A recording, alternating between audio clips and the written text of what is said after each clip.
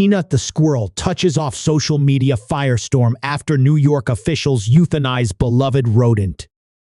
The furry internet star and a raccoon were seized and later killed by authorities. Peanut the squirrel, a beloved pet who was an internet sensation before New York state officials confiscated and then killed it, is drawing even more social media attention after the rodent's death. The State Department of Environmental Conservation, DEC, seized Peanut and a raccoon named Fred from owner Mark Longo's home and animal sanctuary in rural Pine City, near the Pennsylvania border earlier this week. The agency, which said it had received complaints that wildlife was being kept illegally, then euthanized the critters, to the horror of Longo and about 550,000 of Peanut's best friends. As word got out, the X memes went up. President Trump will save the squirrels, Elon Musk wrote with a squirrel and a crying face emoji. R.I.P. Peanut. The text was accompanied by an image of the rodent on the back of his smiling owner, Mark Longo. Radicalized squirrels in MAGA hats begin uprising. Read a Babylon Bee headline. Another tweet depicted John Wick, Keanu Reeves' fictional movie character who goes on a killing spree after his beloved dog is killed by a mobster, and warned that denizens of the web may react similarly.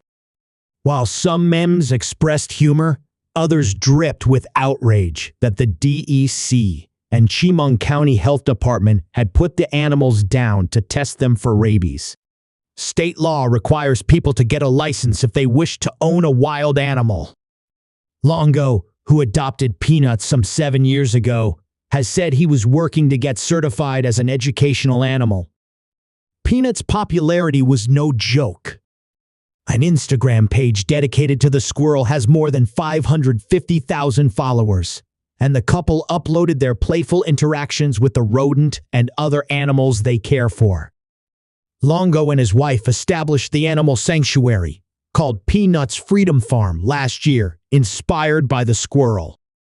Longo told his followers that he had taken the rodent in after he witnessed the squirrel's mother being hit by a car.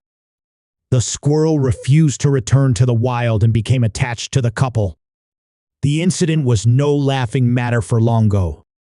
In an emotional interview with TMZ, he detailed the police raid as his wife wept beside him.